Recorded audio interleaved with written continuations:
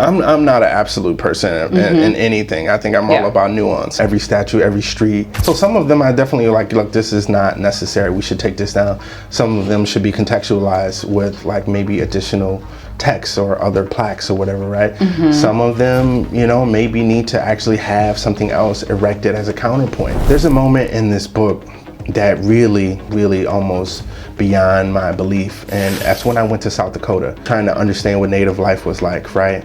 And I go there and I go to the Crazy Horse Memorial, and it's this monument that's going to be 10 times bigger than Mount Rushmore. The final posture is Crazy Horse pointing towards these men who represent our country, right?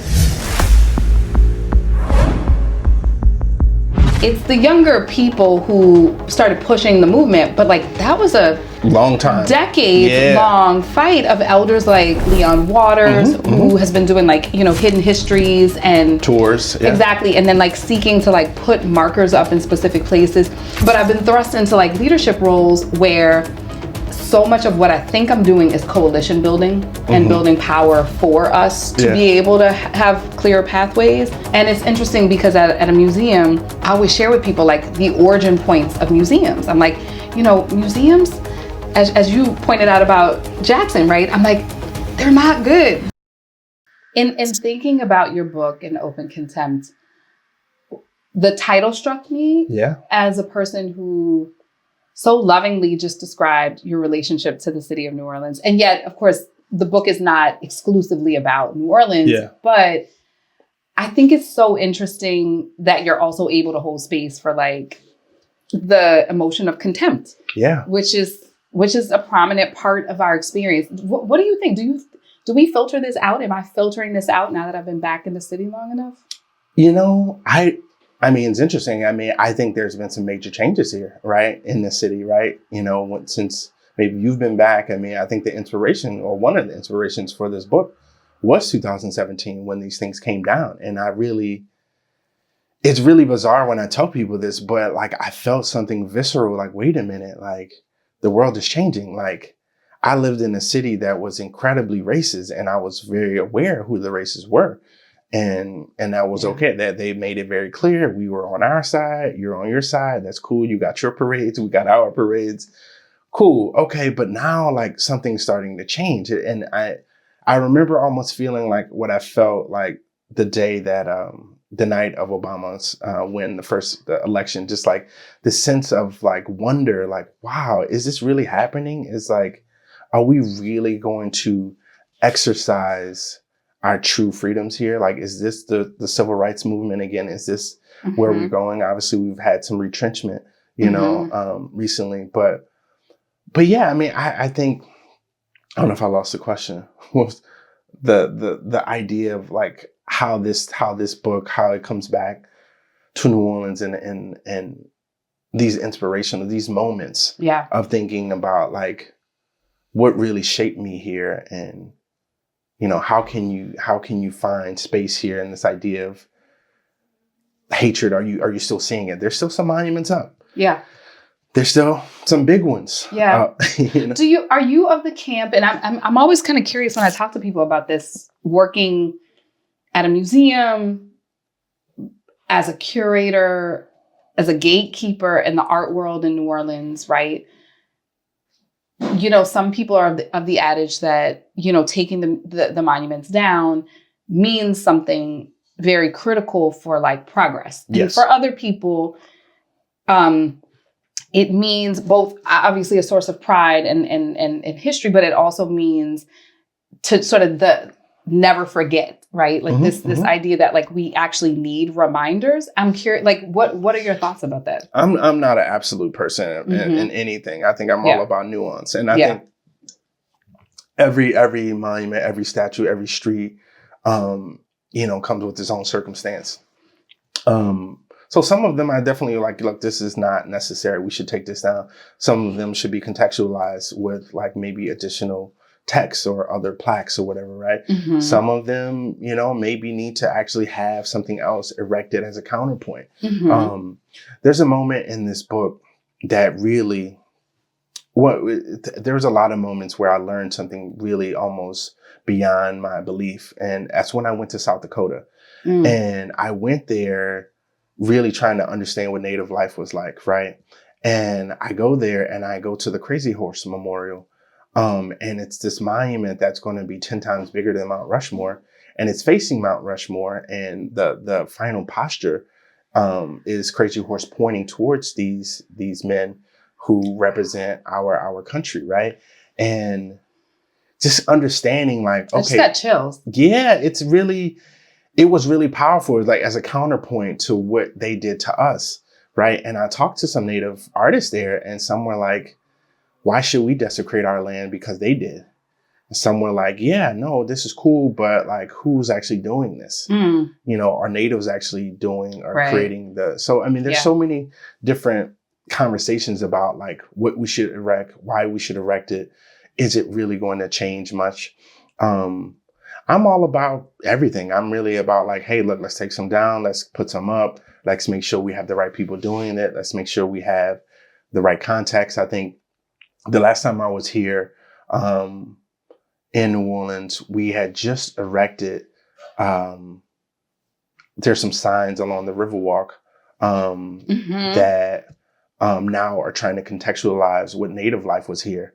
Right, because the iconic image of New Orleans is Andrew Jackson on his horse in Jackson Square, and Andrew Jackson was a bastard. He was really like one of the worst of the presidents. But this is like the logo of the city. I mean, Disney, right? I mean, it's like Tiana. Our kids are right. They're gonna see it. Right? Yeah, and it's UNO's logo. Yeah, you know, and that's the backdrop, right? If you wanna get a photo op, you go stand right there. And I think it was really incredible now that, okay, to get that view, you also now have to see this plaque that recontextualizes the transatlantic slave trade here, that recontextualizes what Native life was here now. Like you can't not see it, right? And that just came up. And so, you know, I think that's progress, but I would still like to see Jackson come down. It's so funny because, you know, it's my little cousin who had been doing a lot of work with Take 'Em Down Nola for like years. And of course, I think so many people don't necessarily understand, like, it's the younger people who started pushing the movement. But like, that was a long time, decades long fight of elders like Leon Waters, who has been doing like, you know, hidden histories and tours. Exactly. And then like seeking to like put markers up in specific places. And what I have found interesting being back in the city is like, I like to say the elders pushed me into these roles because I kind of, again, remained a bit of a radical kind of punk anti-establishment. But I've been thrust into like leadership roles where so much of what I think I'm doing is coalition building and building power for us to be able to have clearer pathways. And it's interesting because at a museum, I always share with people like the origin points of museums. I'm like, you know, museums, as you pointed out about Jackson, right? I'm like, they're not good. They're rooted in this, you know, othering and theft and colonialism and theft. I mean, and hoarding. I mean, quite literally. And then you've got like big brutalist structures, architectural structures that house, you know, these things in order to like reaffirm the wealth and the value of whatever these items are outside of the context of where they came from.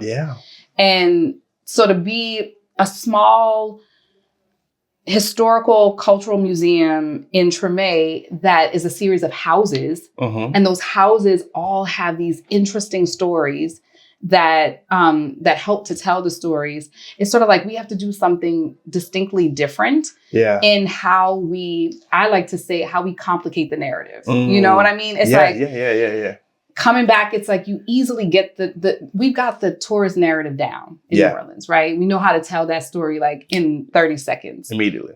But the humanizing of individuals and the complexity of the different stories that people had and how it relates to now, like those are the things that interest me. And that was like one of the things that I was super interested in, just kind of starting to get into the book and really thinking about the places that you reference. And so I'm curious about like your genesis point and why those places became important to you. You know, I started writing this book. I was writing a book of fiction. Interesting. Yeah. Speculative fiction or no? I mean, it was kind of speculative in a way. I had purchased this sculpture of a rebelling African in Cuba.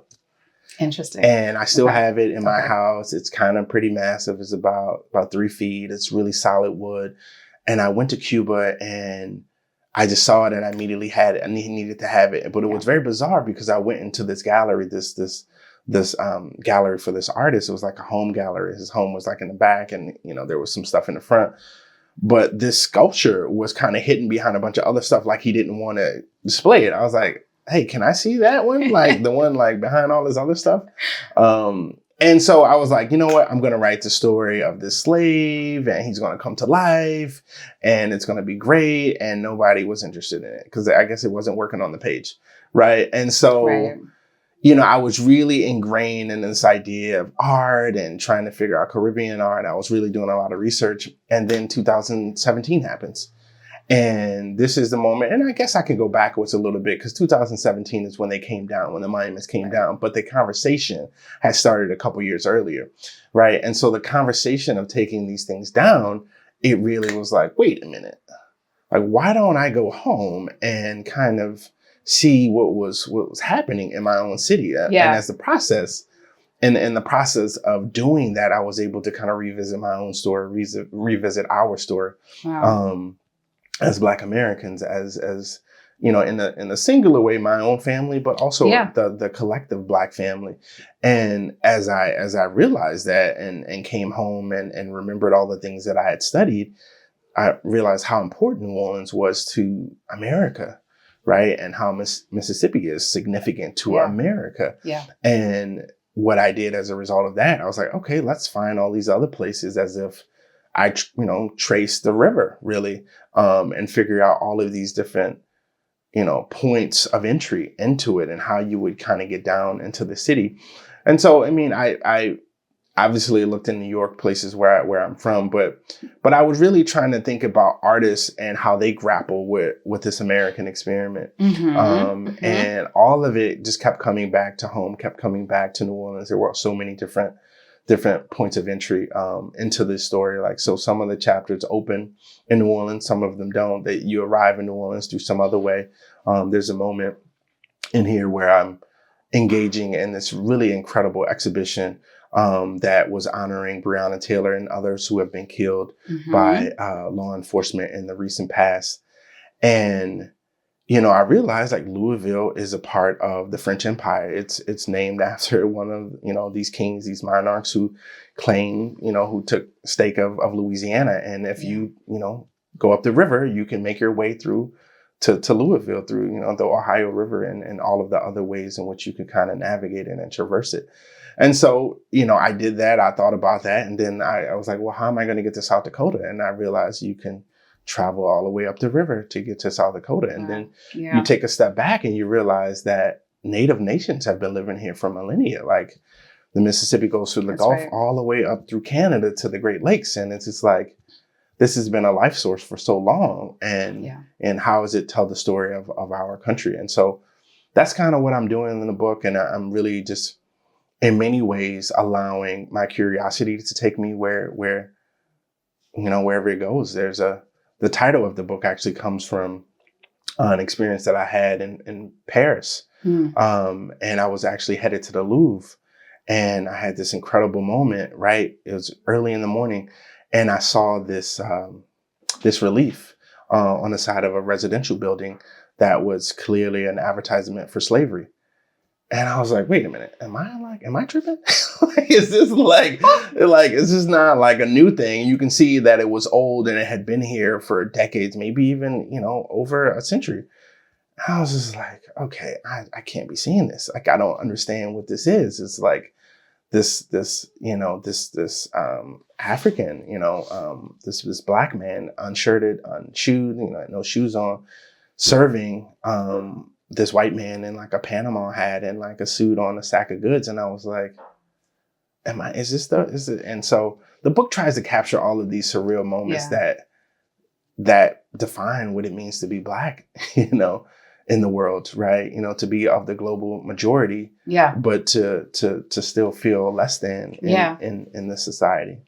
What are you know, it's so funny because I think you mentioned earlier, like New Orleans it's an international port. Yeah. You know, and so it's this odd juxtaposition of like big town, right? Like if you meet the right people, which everybody's the right people, but you meet the right people here, you know everybody, right? Yes, you meet absolutely. 3 people and they connect you to the rest of the city. Absolutely. Everybody's related. Everyone's related. Everybody's related by like blood, marriage, you know, play cousins, etc. Yeah. And yet we're constantly engaging, and I would even offer influencing the rest of the world. Yes. Like, I mean, I say sort of since we got here, we've been, you know, kind of innovating and pushing things forward and progressing, and in this kind of interesting continuum where it isn't really about just past, present, or future, but it's like kind of all of them. Yeah. Yeah. And like as a curator, I've been mostly fascinated with Afrofuturism for that reason, because it feels expansive enough to play with in some sense. And so I've kind of dug 10 toes down and said, like, I actually think New Orleans is the birthplace of Afrofuturism, like as a formalized method of surviving and thriving. And I like saying this because it always brings up a lot of emotion for people.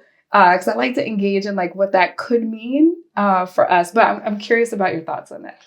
I mean, I love it first. I mean, let me sit with that for a second, because I think you're right in so many ways. We are always on the cusp of some sort of zeitgeist, right? And some sort of movement pushing things kind of forward. And I think there's such a convergence here.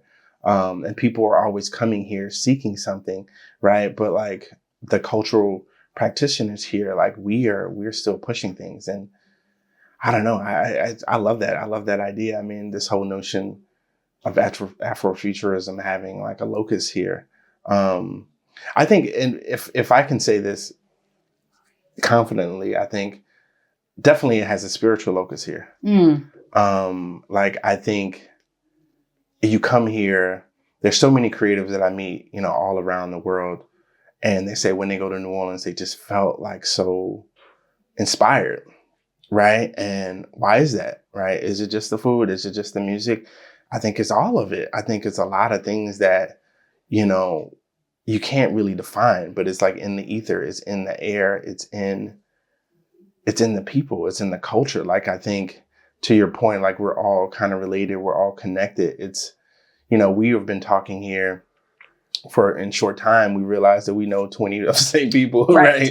You know, I've left New Orleans and met, you know, people that I've dated that knew my family, and like it was like our families. So it was like, wait a minute, like I guess we have to now like take this more seriously, like because your dad knows my dad or whatever, and it's just like I love that. And it's just like, wait a minute, like we all grew up together, and so yeah, no, I think there's like a spiritual kind of core here in the city. I think, so yeah, I would love to kind of see what is kind of created from here. I think there's a number of, I think, creatives who are descending upon New Orleans, and the community is growing. And I can see every time I come here, it's like, wow, there's, you know, there's this thing here, there's Prospect, there's, you know, these other organizations that are really pushing, you know, the narratives, and really also what I've loved in the recent past is like all of the new engagement around public art.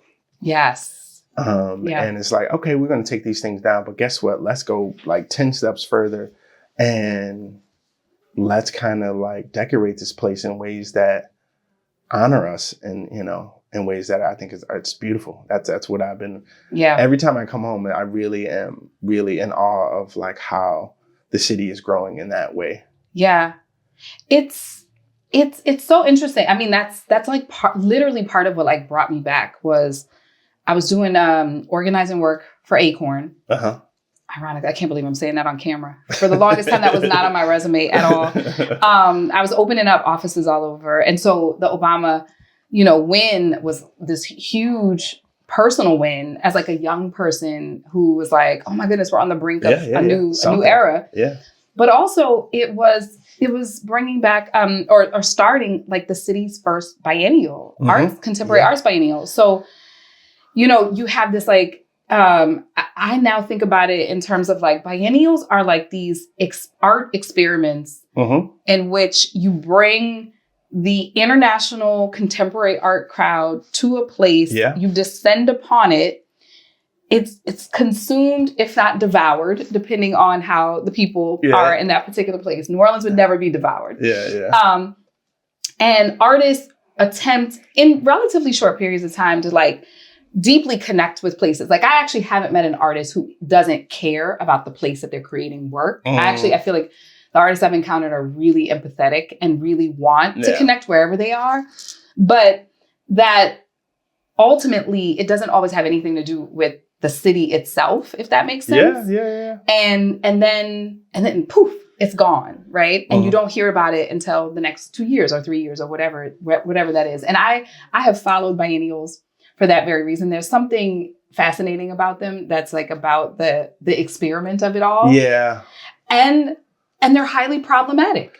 Absolutely. Right? I mean, as the art world is, I mean, they become these like really high art kind of expensive kind of productions.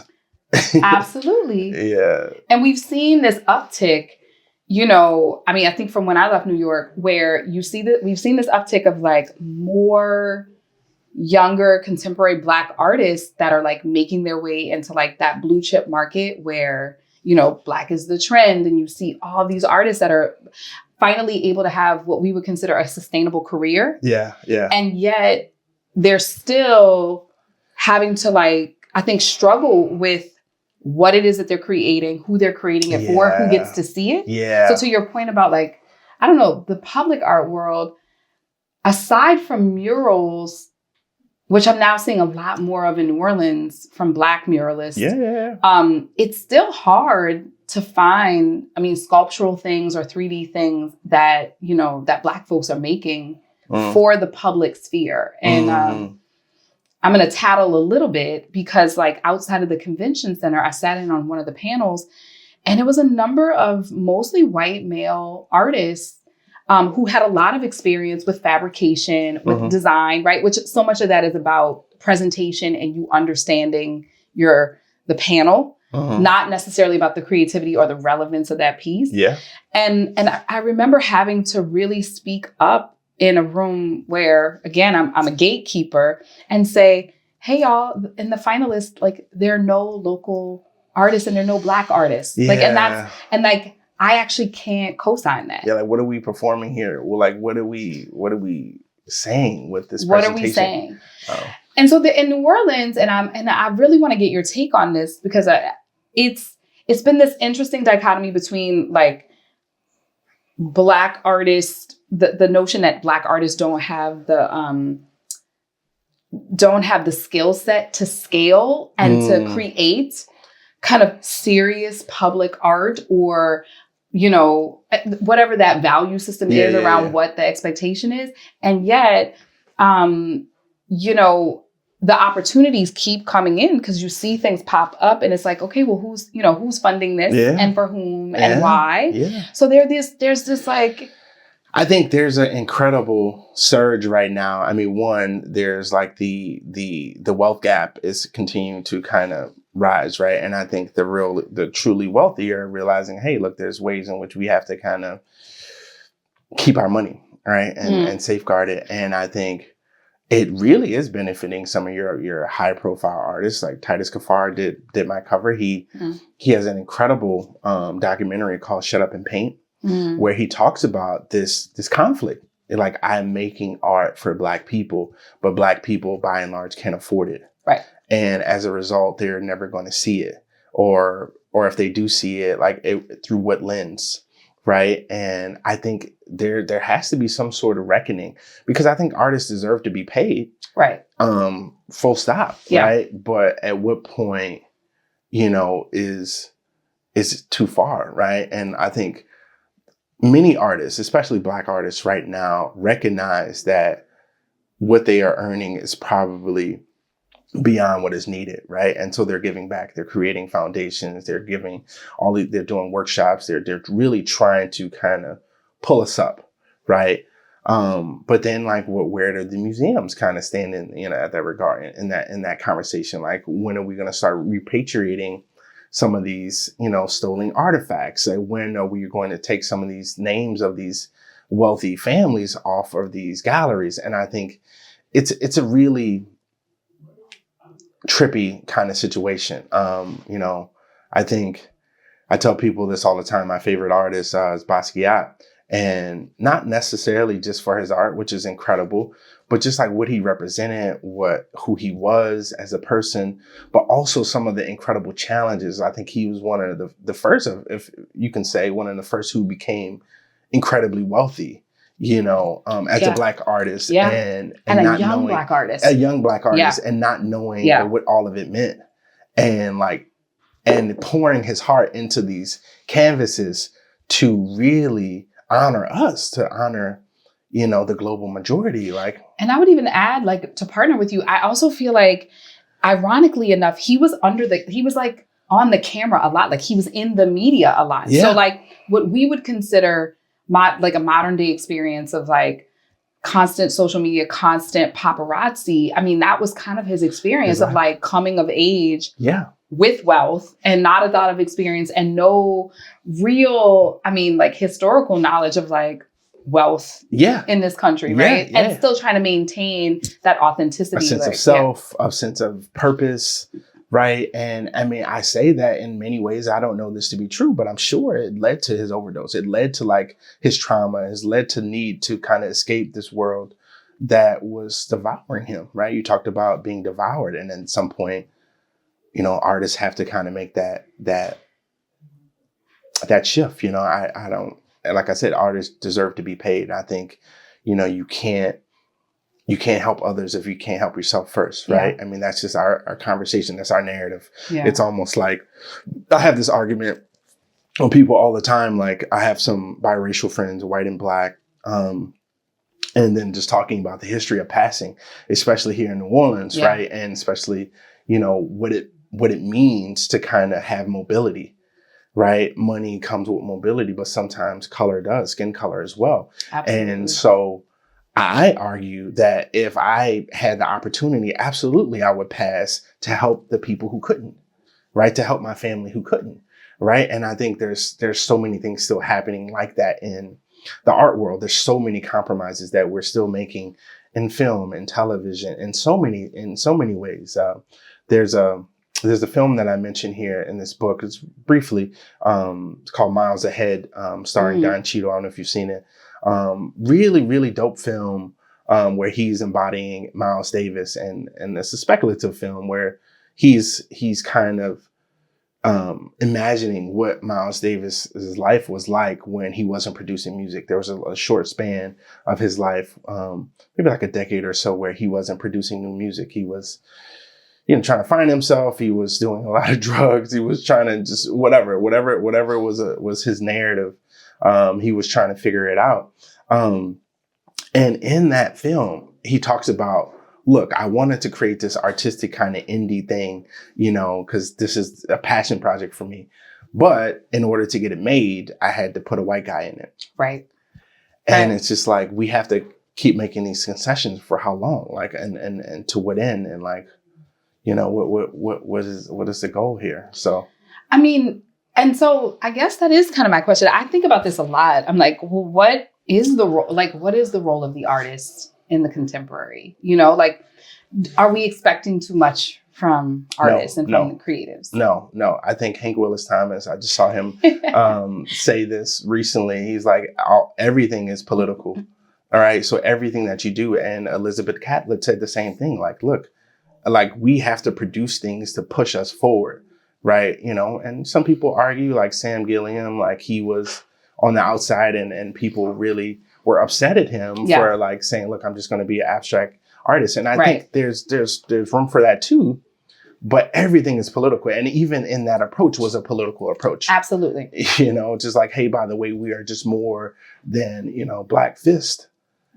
but we are also that, and we are often that, and we still need to be that. So yeah, every artist, I think, I'm often upset with some of our musicians, or I have a good friend of mine who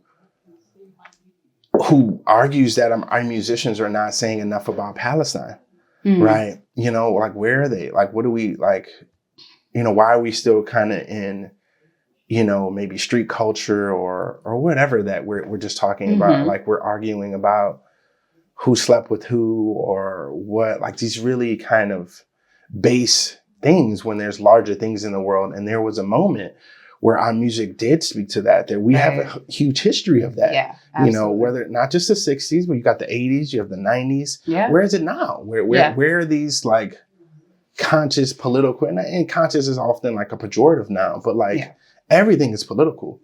The fact that you are choosing not to do that is also a political act, right? And you're just being apolitical, It's so interesting though, because like it feels like for artists, everything there's both more access, but then there are also more distractions. Yeah. Like, meaning, like, because we have access to technology and social media specifically, social media is like directly competing for our attention. Yeah. And artists, I think savvy ones or business savvy ones recognize that and incorporate that into either their strategies of how to get their work out there or even directly into the work. And I would agree, like, in some ways, music, like I've had to really understand the music industry as an industry. Yeah. With an agenda. Yeah. That is purely kind of economic and about keeping itself sustainable. Yeah. And I think the same for me for the visual art world, where it's like they're no different. It's like I had a good mentor here, Flozell Daniels, who has run a number of different organizations here, once say to me, racism is powerfully durable. And like this notion that it's always shifting. Yeah. In order to remain in power and in order to remain a part of our lexicon.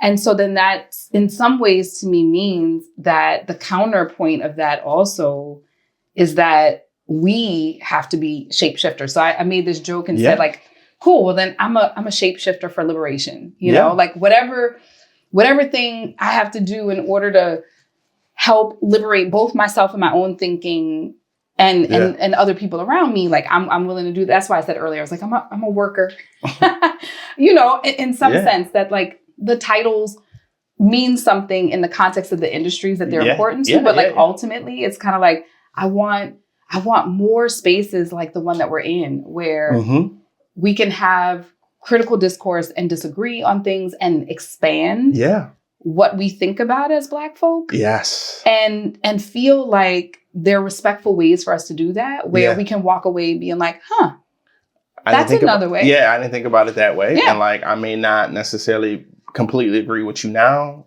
but maybe I will. Yeah. I'm going to consider it, like, right? But look, I think the American experiment, unfortunately, we're still kind of the spook who sat by the door. We're still trying to kind of like figure out, and that's because of white supremacy. We still don't have these powerful structures. And if we do have these, if we do get into power, we still have to figure out what's our proximity to white supremacy. Yeah. What's like, how do we still engage within this system? And like, these are some of the questions that, I don't have answers to, but I pose in this book. Like, how do we really affect lasting change within these systems? Right? Do we really blow it all up? Do we have some anarchist vision of what the world will be like, or do we figure out how to redefine these structures? Right? Yeah. It goes back to the monuments. Right? Do we melt them down, or do we kind of create some other things around them? Yeah. Right? To kind of say. So I don't know. But I'm so eager to kind of get into this space where we can create a future that is more than what we have now. I think that's really what the goal. That's what artists should be always pushing the line. I truly believe like you always are pushing the line. Yeah. Right. We haven't achieved. Yeah. Right. We haven't arrived at a place that is still inclusive for us all. It's not equitable. We are still suffering from some significant trauma. So I think, you asked me this question earlier, but I think another one of the biggest things, and it goes into 2017, but one of the biggest inspirations for me was really seeing so much Black death, like broadcast in our streets, right? And I think, whether you talk about Trayvon or Tamir Rice or, so many names, George Floyd. I sold this book in the summer of 20, and, had Floyd not been killed, would publishers be so eager to buy this book? Yeah. I'm not so certain, but my ancestors often spoke to me about Emmett Till and other names. Like I've learned in the writing of this book that I have an ancestor who was lynched, who was disappeared. And I think we all can trace that back to a moment where, we never heard from that person again. Yeah. Or we know that they were lynched, right? And there's places like, the National Memorial for Peace and Justice in Montgomery that are really trying to honor what this history is. And so I think we're at a point where enough of us are saying we need to learn and remember what happened here, right? If we're going to move forward, right? Are we going to really continue to act as if like this is not the country that we've built, the country in which we live? Like, because what's going to happen when you're continuing to fed lies, you're just going to implode. Yeah. Right? Yeah. Like we're not just digesting things that are healthy for us in these lies. And the South is such a big, important part of that story, right? I think it's both like can be a source of like our pleasure around some of our cultural norms and things that are familiar to us, but it's a deep, deep pain point. And I feel like you also talk a little bit about trauma. And, having grown up in New Orleans, in the South, I remember thinking like when the monuments conversation became like a national conversation similarly, that I hadn't segregated it as a traumatic experience. Like I had this intellectual understanding that these were symbols of white supremacy, right? Because we're desensitized. We lived with it for our whole lives. So That's exactly right. And then I think about like the next generation that doesn't have the same direct access to, I would say at this point, like the baby boomers who literally, experienced, some of them Jim Crow, some of them certainly, segregation. Yeah. And how like that's a direct correlation for me of like having heard those stories. And that's a part of what makes it emotional. Yeah. And what's part of what brings it back up as being like inherently like important. Yeah. Whereas like I think about like my kids' generation and they hear me, right. And they hear me talk about it with passion. Yeah. But it isn't until they experience something that is kind of overtly racist that they can kind of start to put the pieces together. And so I think about, what you were saying earlier about recontextualizing some of those monuments in particular, or even art in general, and like how we frame things as being like so important. Is it about us having this process where we as humans every so often have to recontextualize our own history regardless? You know what I mean? I think we have to reflect. I think they're like a part of the human experience is being reflective. And I think currently, we're not. I think there's so many vehicles that don't encourage that. Yeah. Right. This Instafication, this Instagram, like this, like, we want things right now. We want to respond to what we're feeling right now. We don't want to reflect and take a step back. But I think there's moments, and even in my kid's life, my son is going to be 6 soon. And one of the things that I see how he's going to continue this conversation, right? It may not be about Emmett Till, but it's going to be about MLK Day and about Juneteenth. And he's asking me, well, what do these dates mean? And now I have to figure out the language to tell him this was civil rights, this was oppression, and this is how it still looks today.